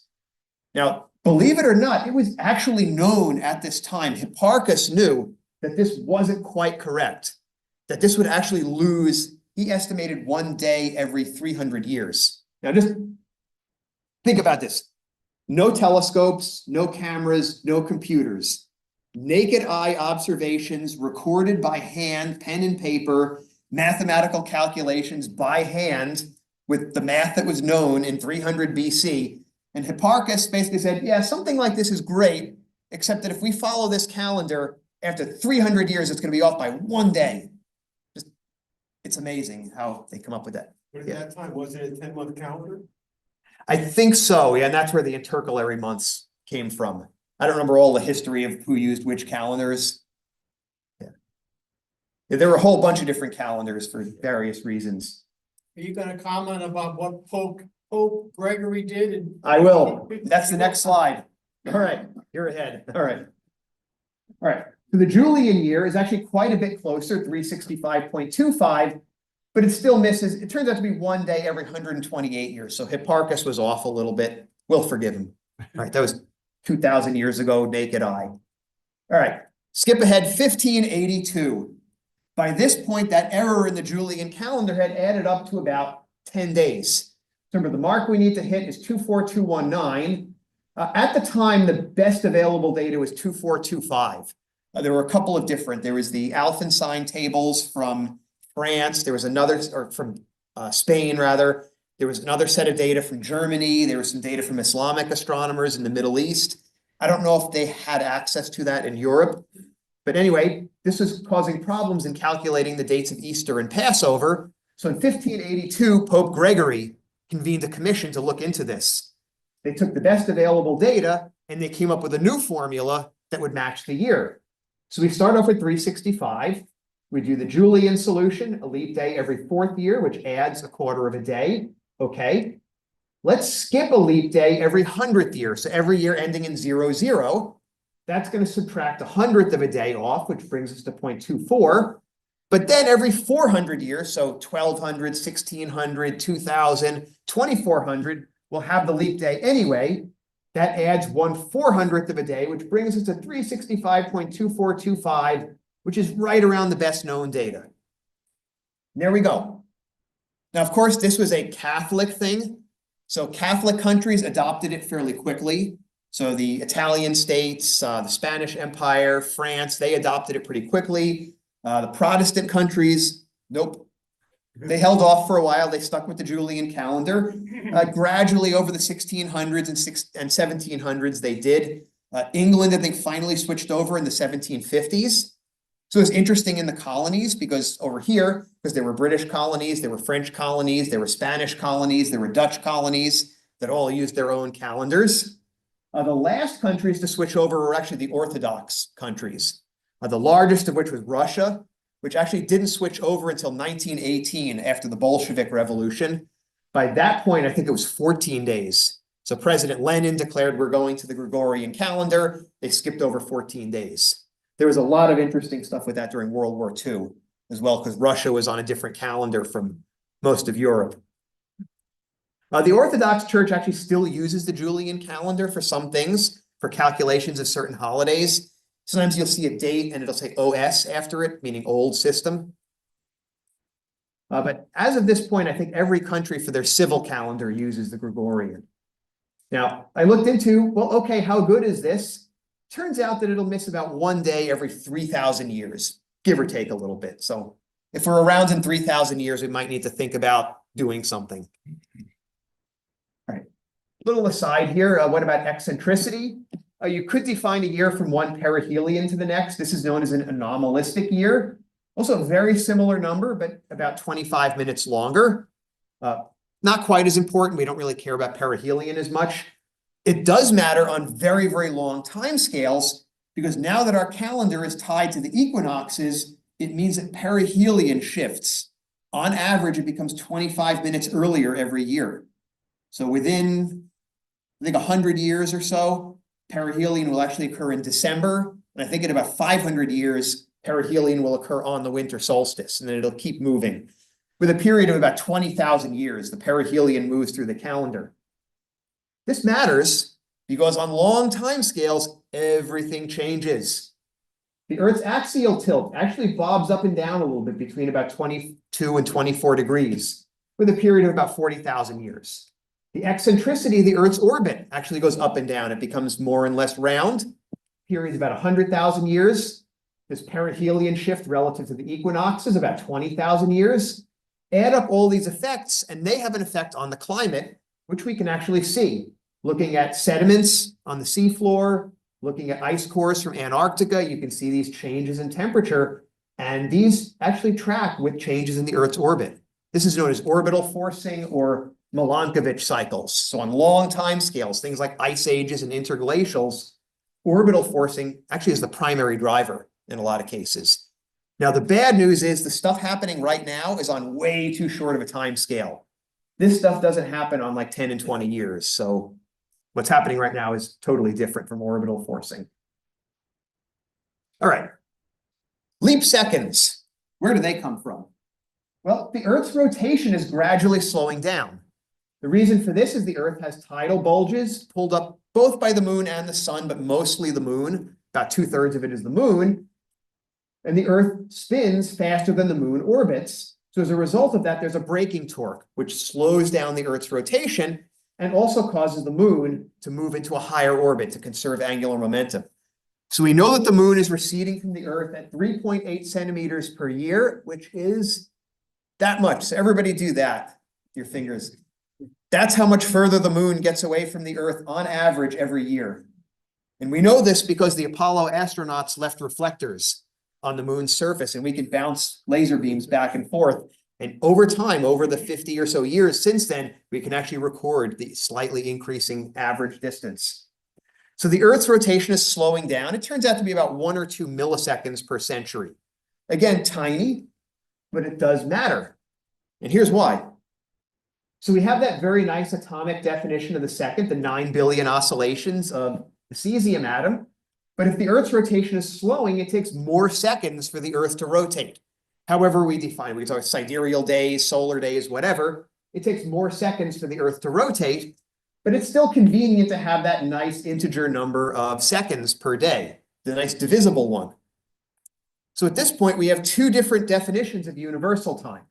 We've got our international atomic time, which comes from the atomic clock, right? Our little cesium atoms are bobbing up and down, and we just count those. We also have something that's called UT1 nowadays, and this is 1/86,400th of a mean solar day. And what they need to do is they need to periodically lengthen the UT1 second. This is bad for physics because, and here's a legal theory. Let's say I get pulled over and the cop says I'm going 56 and a 55. I go, wait a minute, which definition of the second are you using? Because if you were using 1960 seconds, which were faster, I might actually be going below the speed limit. Doesn't work, it's way, way too small. It's like parts per million. So, and if the cops are targeting you for parts per million above the speed limit, you're not getting out of the ticket. I guarantee that. So is there a way that we can sort of bridge these two? And it turns out that there is, and this is called coordinated universal time. So we have our atomic time, which ticks kind of faster, right? Because it's following those cesium atoms. So it's gradually lapping past this UT1 time, which is slowing down. So what we do is to try to keep UTC within 1 second of UT1. When we see that UTC is starting to pull ahead, we add a leap second. And that brings us back in, so that brings the 2 times in sync with one another. So this was introduced in 1972. Since then, we've added 27 leap seconds. So on average, about 1 every 2 years. Usually it's the end of December. So December 31st, 11:59 p.m. has 61 seconds, which is important because when they do the ball drop at Times Square, they have to remember to start counting at 51 instead of 50. Occasionally they'll add them at the end of June if they need like an emergency leap day or leap second. If it's kind of getting out of sync a little too fast, they can add one in June. In theory, they could add them at the ends of other months, but they've never had to do that yet. So over time, as the Earth's rotation continues to slow, they're going to have to add leap seconds more and more frequently. That's going to take a while, though. So then I started thinking, is it possible to have a Gregorian calendar? Maybe Pope Francis convenes a commission to talk about leap seconds. The answer turns out to be no, because the slowing of the Earth's rotation is kind of irregular. It's not nice and monotonic. It kind of goes in fits and starts for a variety of reasons. You got like a lot of slowing down, then it's stable for a while, then it slows down, it's stable for a while. So as a result of that, the leap seconds have to be added in an ad hoc way, basically as they're needed. Now, if you've done any programming, if you've dealt with anything like this, you know that is a pain in the ass. Because if I need to know how many seconds elapsed between this time and that time, I need to maintain a lookup table to know exactly when those leap seconds were added, and I have to query that table to figure out how many leap seconds there were. It's very different with the calendar, because if you ask me how many days occurred between here and here, well, I know it's 365 days per year, and then I know the formula for the Gregorian calendar. I can figure out how many leap years there were in between. So every fourth, but not the OOs, except the 4 OOs. So a very simple formula that I can just rely on, but in this case, I need to have this table, and it needs to be updated every time there's a new leap second added. Another interesting idea, there have been no leap seconds since 2016. The Earth's rotation has actually been very, very stable. In fact, it was even speeding up a little bit for a while. There was even a little bit of concern that we might need to do a negative leap second at some point. But fortunately, climate change is going to come to the rescue. As the polar ice caps melt, water flows from the poles towards the oceans. I got another little demo here. Maybe I'll just do it right here. I'm going to be the Earth, and I'm going to spin around. I'm going to do this in reverse. So I'm going to spin around, and now I bring these weights. I bring these weights in, and I go a lot faster. Usually they talk about figure skaters doing that. I think they have way better balance than I have. But let me try it. I'll hold these in close. So I'll spin around, and then I'll bring these weights out. Notice how I slowed down. So as the mass of the Earth moves away from the poles, the Earth's rotation will slow. So yeah, maybe climate change will come to the rescue. All right. That's depressing. Yay. So there is a proposal right now to do away with leap seconds because they're such a pain. The idea here would be, rather than keeping UT1 and UTC within 1 second of each other, allow them to go out to a minute. And then what would happen is, as it approaches a minute, you'd add a leap minute at the end of the year. And you'd only have to do this maybe about once per century, which would be a lot more manageable. Would be kind of interesting. So what would happen is at 11:59:59 on December 31st, the clock would change over to 11:60. And then you'd have another minute before the new year. And it would be like a once in a lifetime thing, because it happens once in 100 years. So there'd be that one time in your life, maybe, that the clock shows 11:60. All right. So my final point here, it's very tempting to walk away from this with the idea that time is sort of this universal drumbeat that imbues the universe. You know, I think of, the old war movies with the Roman ship, and there's the guy dong, dong, dong, dong, dong, dong on the drum telling people how fast to row. And if you don't keep up, then they throw you over and put the new guy in. It's not like that at all. Einstein showed that time is actually relative to the observer and their reference frame. More than that, every observer is correct. If my clock is different from Tom's clock because we're in different reference frames, we're in different places, maybe different gravitational fields, moving at different velocities, my clock is right for me, and your clock is right for you. So all of these time standards depend on the reference frame. So this UTC is defined for the surface of the Earth. If we're in space, time ticks at a slightly different rate. If you're at the center of the Earth, time ticks at a slightly different rate. If you're in a satellite, exploring other planets, time ticks at a different rate. And their time is just as valid as our time. So a nice demonstration of this was the Heffel-Keating experiment done in 1971. They took 2 groups of atomic clocks. One group was left on the ground. Another group was loaded into a 747. They were synced up beforehand. They flew the 747 a couple times around the world. They brought the atomic clocks back together. And it turns out that they recorded a different amount of time that passed, about 300 nanoseconds. Another kind of interesting example are the brothers Mark and Scott Kelly, both astronauts. They've both been in space, but Scott Kelly spent a lot longer in space. I think about 200 and something days longer. As a result of that, Scott Kelly has been alive 5 milliseconds longer than his brother Mark. They've literally experienced a different amount of time in their life. In other words, they could have been gifted atomic clocks by their grandfather. They synchronized them when they were little boys. And if they came back together now, those two clocks would be 5 milliseconds apart because they have literally experienced a different amount of time in their life. It's also very important for satellites. When you use GPS and you get time signals from the GPS satellite, they have to apply relativistic corrections. Otherwise, it just wouldn't work at all. That's both special relativity because of the speed of the satellite and general relativity because of the Earth's gravitational field, because they're a little bit higher up in it. So, to summarize all of this, I hopefully disabused you of some of the simple notions of what the day and the year actually are. So we have sidereal and solar days, and again, not all solar days are equal because the Earth's orbit is complicated. And of course, we want our clock to be synced with the sun so that the sun rises and sets at predictable times. Years turn out to be even more complicated because we can define them in different ways. And then we also have to deal with the fact that the year is not an integer number of days. So we got to figure out how to divvy up those leap days. Also, because the Earth's rotation is slowing, the number of days in the year is going to decrease over time as well. Right? If the Earth rotates slower, it rotates around fewer times in the time it takes the Earth to go around the sun. So that will actually be a correction to the Gregorian calendar as well, the slowdown of the Earth's rotation. So of course, we talk about leap seconds and what may eventually happen to them. And of course, all time is relative. That, I thank you for your attention.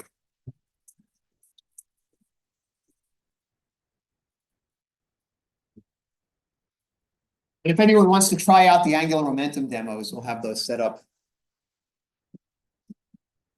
Does anybody have any questions for Jeremy? Yeah, Larry. Yeah, let me get this.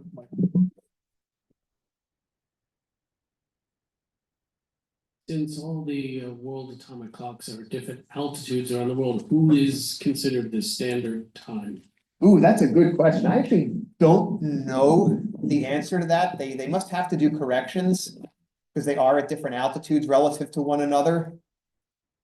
I actually don't know the detailed answer. There is one, I'm sure. It may represent some average, or it may be reference to sea level.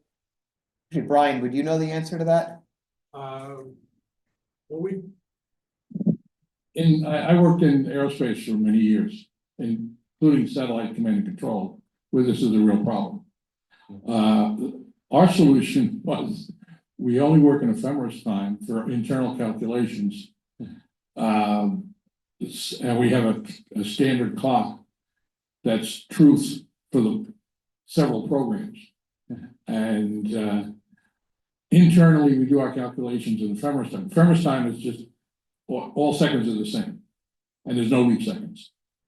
But then when you have to deal with people instead of computers, you convert those from ephemeris time to calendar time, and that's where that funky table of applied leap seconds comes in. Yeah. So it's a real problem, and that's how we get around it. Yeah. Because when you're doing orbital calculations, like the velocity of, you want to find out where the satellite is and it's going to be. A second is a lot of time. These low orbit satellites are going 5 miles a second. Okay. So second, that's a lot of distance in space. So we have to be very precise. And that's how we get around it. Yeah. Yeah, ephemeris time basically follows atomic time, but there is an offset. It's 27 seconds or something like that, depending on just when they started it. Oh, yeah, he programmed. Yeah. So there's a computer program someplace and hopefully somebody knows how it works. Then everyone else just uses it. All right, this comes to us from Lou V. How does the leap second, how does leap second affect GPS? That's another good question. It does. So I'm not sure what they do internally with the GPS. Actually, Brian might know. Our satellite guy.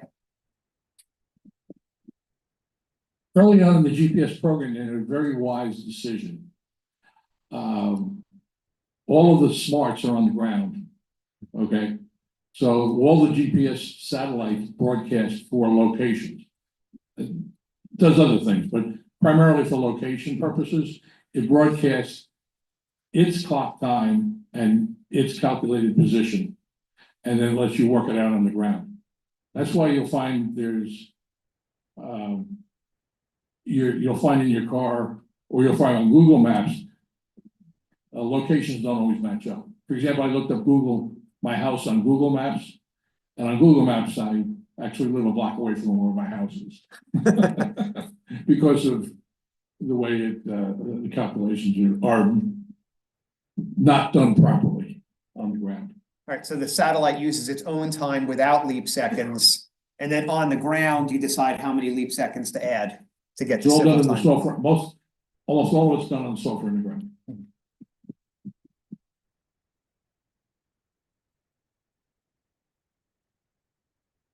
Other questions that Brian can answer?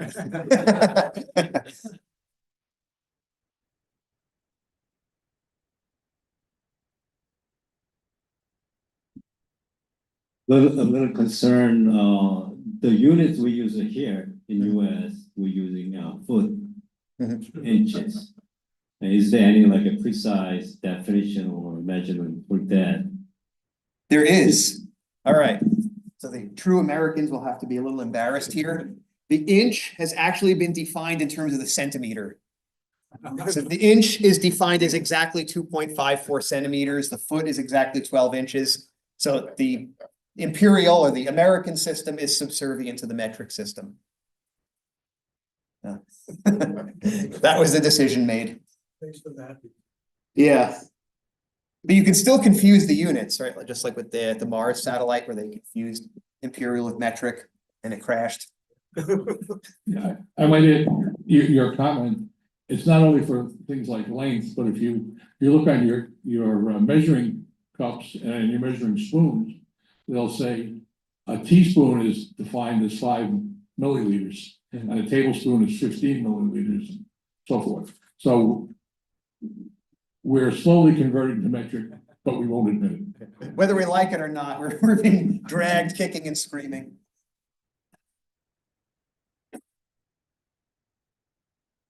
So how did they determine about the Holidays on a 10-month calendar. That I have no idea how they did it in ancient times. Yeah, I don't know how they, they're all different now? yeah, Because they added the 2 months, yeah.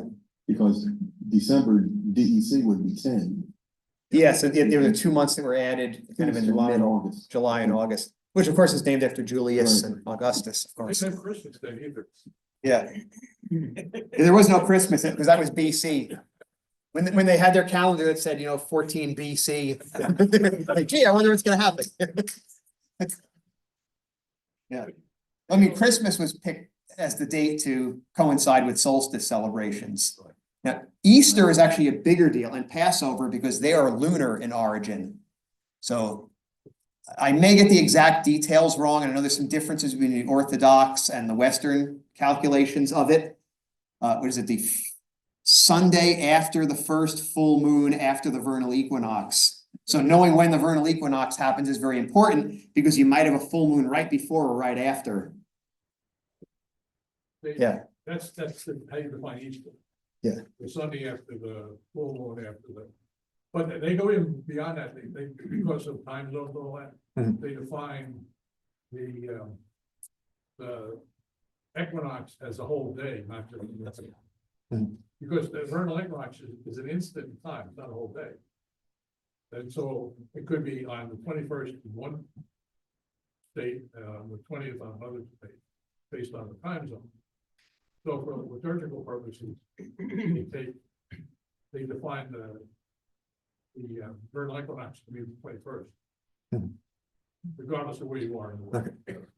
But I think it might matter whether Rome versus Constantinople, because that's about 2 hours difference. And so they get around that by saying it's always the 21st of March, wherever you Hmm. are. And the Jewish calendar for Passover, that was originally supposed to coincide with Easter. But when the Christians and the Jews separated in the first century, the Christians made up their own definition of when Easter would be. And because of the, the difference in calculations, Passover and Easter are no longer necessarily close together. Well, the Christians, the leaders of the Christians, wanted to make very certain that they didn't occur at the same time. Well, that also Orthodox Easter and Catholic and Protestant Easter occur at different times too. I don't remember the exact difference there. The Julian calendar. They use the Julian for that. So the Orthodox Church uses the Julian calendar, which is potentially it's about 2 weeks off at this point. That screws everything. Yeah.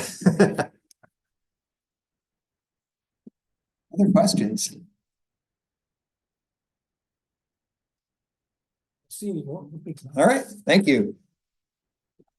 Thank you very much. I'm very much surprised out. Okay, well, that concludes our meeting. Great job, Jeremy. So see everybody next month, and if you're an astrophotographer, you can join the Zoom meeting the Wednesday before the Friday meeting. And it's all on the events calendar, so you can see all that. So anyway, thanks for coming out, and see you next month.